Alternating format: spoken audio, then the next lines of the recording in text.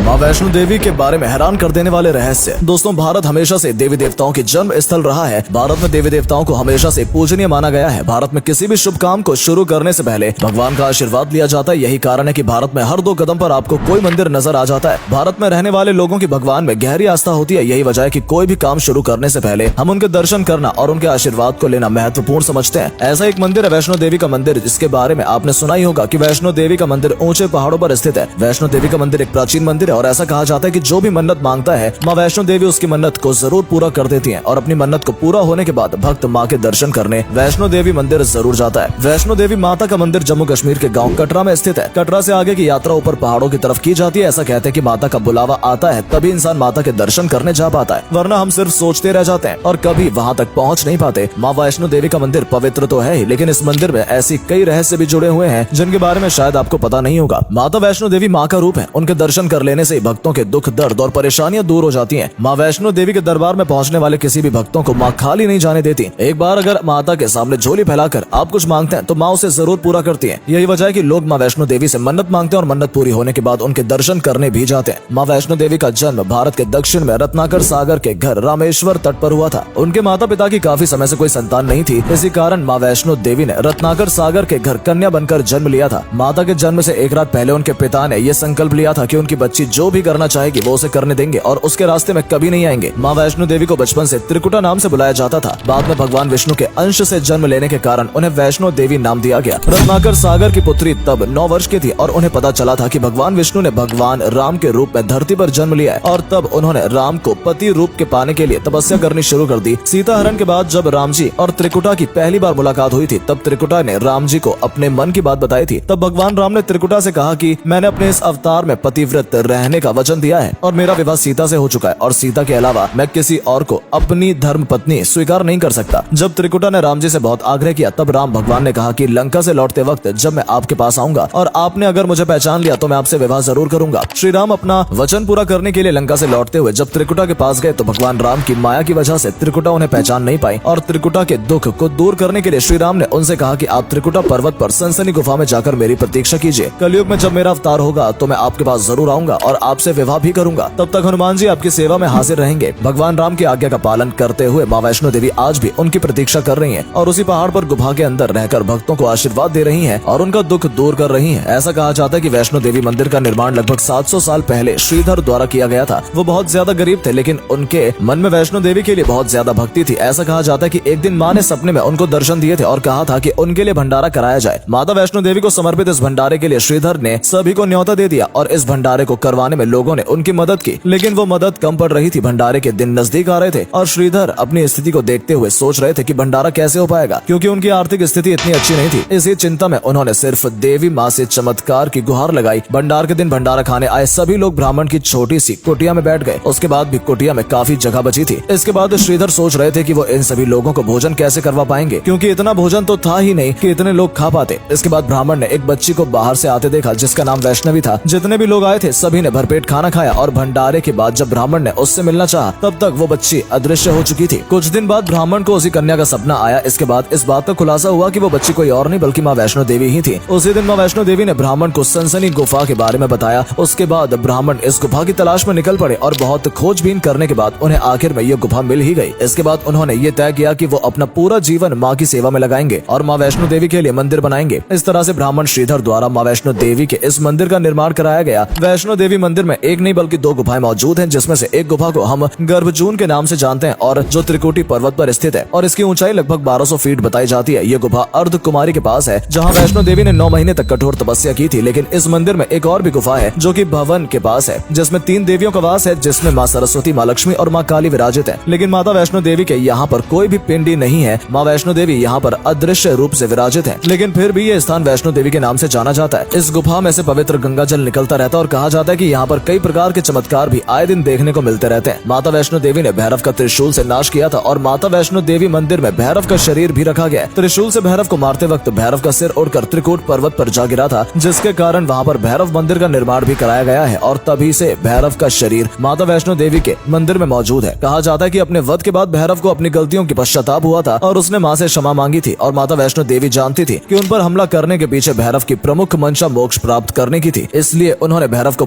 पुनर्जन्म से मुक्त कर दिया था। साथ ही साथ उसे वरदान देते हुए कहा था कि मेरे दर्शन तब तक पूरे नहीं माने जाएंगे जब तक कि भक्त तुम्हारे दर्शन न कर ले। इसी मान्यता के अनुसार आज भी भक्त वैष्णो देवी के दर्शन के बाद 3 किलोमीटर की चढ़ाई करने के बाद भैरव मंदिर जरूर जाते हैं। भैरव के दर्शन करने के बाद ही भक्तों की यात्रा सफल मानी जाती है। कहा जाता है कि महाभारत का युद्ध आरंभ होने के पहले श्री कृष्ण ने पांडवों को देवी माँ की आराधना करने के लिए कहा था और उनकी आराधना से प्रसन्न होकर जिस माँ ने दर्शन दिए थे वो माँ वैष्णो देवी ही थी। जब देवी प्रकट हुई तो अर्जुन ने एक स्त्रोत के साथ उनकी स्तुति करना शुरू कर दिया था। वैसे कहा जाता है कि पांडवों ने सबसे पहले कोल कंडोले और भवन में देवी माँ के मंदिर का निर्माण किया था। एक पहाड़ पर त्रिकुटा पर्वत से लगे हुए और पवित्र गुफा की तरफ 5 पत्थरों की संरचनाएं बनी हुई हैं, जिन्हें 5 पांडवों ने ही बनाया था। ये बताया जाता है कि गुरु गोविंद सिंह जी ने वैष्णो देवी के मंदिर का दौरा किया था। जब वो कोरामंडल की यात्रा कर रहे थे तब वो देवी माँ के मंदिर गए थे। ये देवी माँ के मंदिर में जाने वाले किसी ऐतिहासिक व्यक्ति का सबसे पहला दौरा था। ये भी कहा जाता है कि स्वामी विवेकानंद जी जैसे प्रमुख संतों ने भी वैष्णो देवी माँ के दर्शन किए हैं। नवरात्रों में माँ वैष्णो देवी के मंदिर में भक्तों की संख्या दोगुनी हो जाती है। नवरात्रि में यहाँ पर मेला भी लगाया जाता है। माँ वैष्णो देवी का मंदिर भारत का 5वां सबसे अमीर मंदिर माना जाता है, जहाँ पर हर साल लगभग 500 करोड़ की राशि भक्तों द्वारा दान की जाती है। इस वीडियो को देखने के बाद आप समझ गए होंगे कि माँ वैष्णो देवी की उत्पत्ति कहाँ से हुई और क्यों भक्तों की माँ वैष्णो देवी में इतनी आस्था है। क्या आपने भी माँ वैष्णो देवी के मंदिर जाकर उनके दर्शन किए हैं? कमेंट करके जरूर बताइएगा।